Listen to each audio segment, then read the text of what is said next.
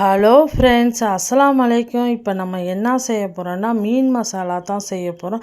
இந்த மாதிரி மீன் மசாலா செஞ்சோம்னா நம்ம சாம்பாருக்கு ரசத்துக்கெல்லாம் செம்ம சூப்பராக இருக்கும். வாங்க எப்படி செய்கிறதுன்னு வீடியோக்குள்ளே போகலாம். வீடியோவை ஸ்கிப் பண்ணாமல் பாருங்கள். அதுக்கு முன்னால் நம்ம சேனலை சப்ஸ்கிரைப் பண்ணிக்கோங்க. ஒரு பேன் எடுத்துக்குவோம். அதில் ஒரு 3 ஸ்பூன் எண்ணெய் விட்டுக்கலாம். இப்போ ஜீரகம் 1 ஸ்பூன் போட்டுக்குவோம். கொஞ்சம் ஜீரகம் பொரியட்டும். இப்போ அதுலேயே நம்ம மசாலாலாம் சேர்த்துக்குவோம் மீனுக்காக. இப்போ மிளகாய்த்தூள் நான் 1.5 ஸ்பூன் சேர்த்துருக்கேன்.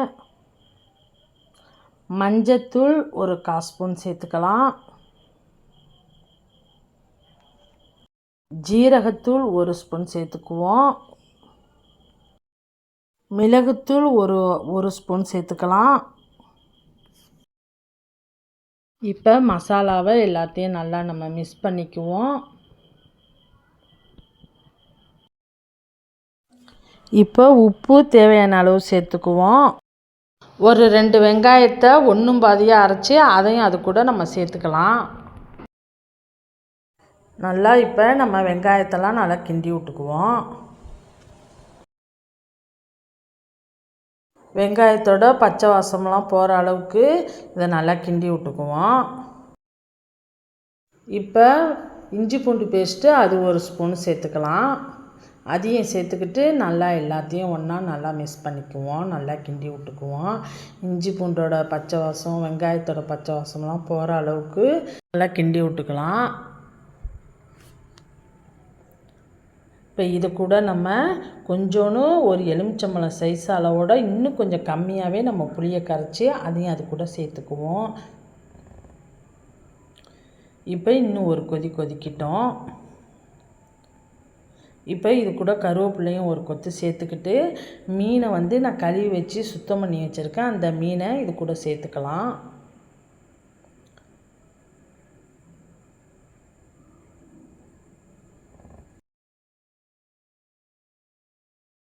மீனை ஒன்று ஒன்றா சேர்த்துக்குவோம். மீனை போட்டு ரொம்ப கிண்ட வேணாம்.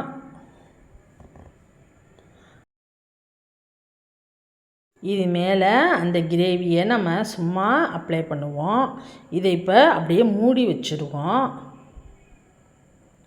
இது ஒரு 5 நிமிஷம் இருந்தால் போதும். இதுலேயே இப்போ நல்லா வெந்துடும். இப்போ இதை நம்ம திருப்பி போட்டுக்கலாம். இது நமக்கு மீன் பொரிச்சா மாதிரியும் இருக்கும். நல்லா கிரேவியோடு இருக்கும்.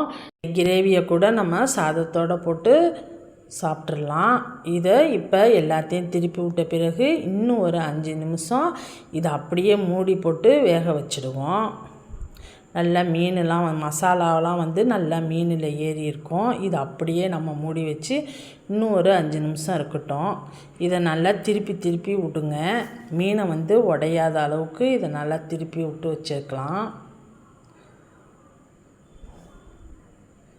இந்த மாதிரி நீங்களாம் ட்ரை பண்ணி பார்த்துட்டு எனக்கு கமெண்ட் பண்ணுங்கள்.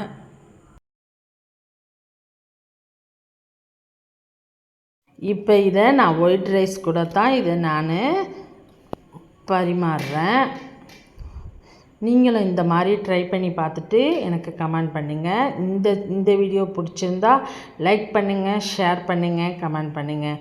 முக்கியமாக சப்ஸ்கிரைப் பண்ணிக்கோங்க. மீண்டும் இன்ட்ரெஸ்டிங்கான வீடியோவில் மீட் பண்ணுவோம்.